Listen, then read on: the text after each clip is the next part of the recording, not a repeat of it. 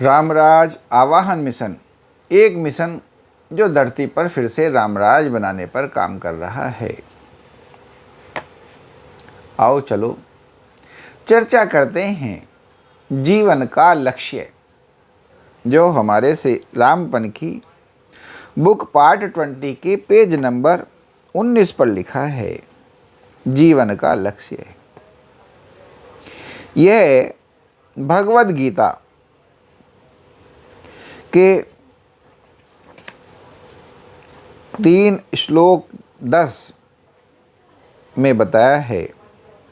भगवान ने इस भौतिक जगत को इसलिए रचा है कि बुद्धिजीवी यह सीख सकें कि वह विष्णु को प्रसन्न करने के लिए किस प्रकार यज्ञ करें कि वह इस जगत में चिंता रहित होकर के सुखपूर्वक रह सकें तथा इस भौतिक देह का अंत होने पर भगवद धाम को जा सकें। कितनी सुंदर बात है। यह भी एक बड़ी गहरी समस्या है। जीवन का लक्ष्य कि हमारे जीवन का उद्देश्य क्या है, हमारे जीवन का लक्ष्य क्या है, हमने जो जन्म लिया इसका क्या कारण है और इस जीवन में हमें क्या करना चाहिए। तो भगवद गीता में यह बताया गया है कि मनुष्य का जो जन्म हुआ है, मनुष्य को जो बुद्धिजीवी बनाया गया है, इसलिए बनाया गया है कि वह सीखे कि भगवान विष्णु कैसे प्रसन्न होते हैं और वो उसके लिए यत्न करे, भगवान विष्णु को प्रसन्न करे, उसके लिए यज्ञ करे, तप करे, कर्म करे, साधना करे, ताकि वो विष्णु को प्रसन्न कर सके और फिर इस जगत में चिंता रहित होकर के सुखपूर्वक रह सके और इस भौतिक देह का अंत होने पर भगवत धाम को जा सके। क्योंकि जब उसके कर्मों के द्वारा भगवान विष्णु प्रसन्न होते हैं तो भगवान विष्णु की कृपा से, क्योंकि उनको ही जगत का पालन करना आता है, वही देवगुरु हैं, वही देवताओं के गुरु हैं, जो जानते हैं कि इस जीवन का पालन किस प्रकार होना चाहिए, इसे कैसे चलाया जाना चाहिए।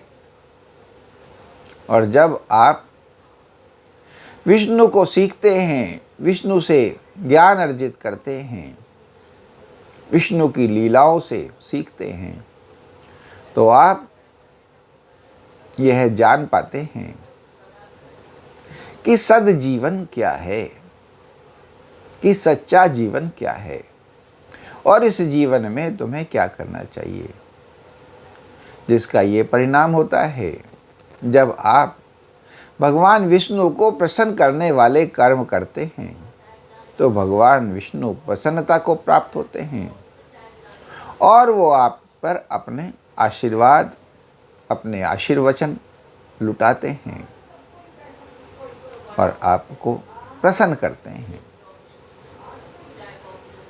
और इस प्रकार आपका भगवान विष्णु से एकाकार होने लग जाता है।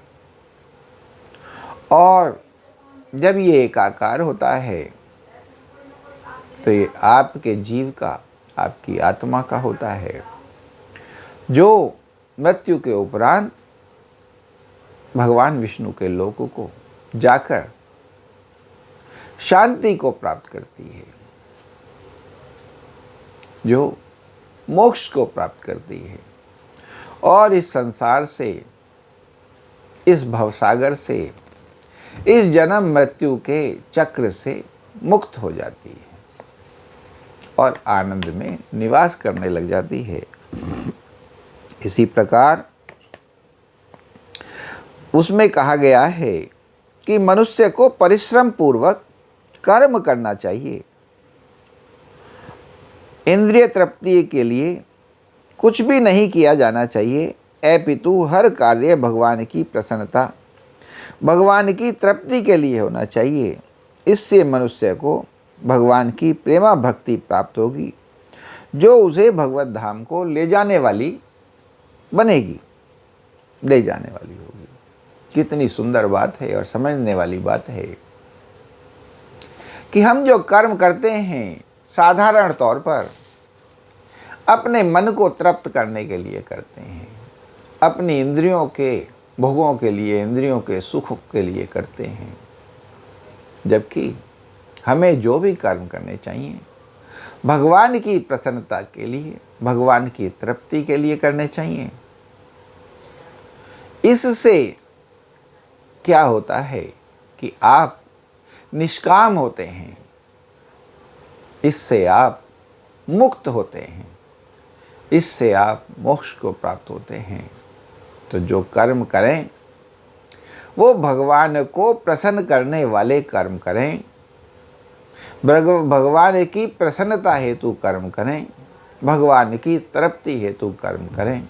उसका जो परिणाम होगा एक सच्चा, सफल और सभी को सुख देने वाला परिणाम होगा।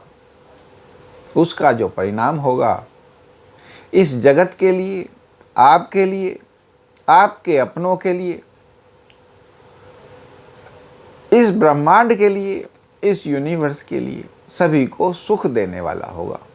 तो हमेशा इस बात पर अमल करें कि कर्म मात्र अपने मन को प्रसन्न करने के लिए ना करें, बल्कि भगवान को प्रसन्न करने के लिए करें, भगवान को तृप्त करने के लिए करें, भगवान के काम बनाने के लिए करें, ताकि सब लोग सुखी हो सकें। ऐसा करने से आप भी आनंद में जाएंगे, आप भी मुक्त होंगे और लोग भी मुक्त हो पाएंगे। बोलो श्री रामचंद्र भगवान की जय, पवन सुत हनुमान की जय। और जैसे ये रामराज की राहें हैं, भगवान राम की राहें हैं, भगवान सच्चिदानंद की राहें हैं, जो सद्मार्ग पर ले जाती हैं, जो हमें सज्जन बनाती हैं, हमें साधुत्व को प्राप्त कराती हैं। हम चाहते हैं हमारी इस वीडियो को ज़्यादा से ज़्यादा लाइक, शेयर, कमेंट एवं फॉलो करें और हमारे चैनल रामराज आह्वान मिशन को सब्सक्राइब करें, ताकि ये जो ज्ञान गंगाएं हैं जन जन के मन तक पहुँचें और लोगों के मन इन संकल्पों को समझ समझ करके अपने जीवन को सुलझाएं, अपने को समझदार बनाएं और मोक्ष में स्थापित हों। जय श्री राम।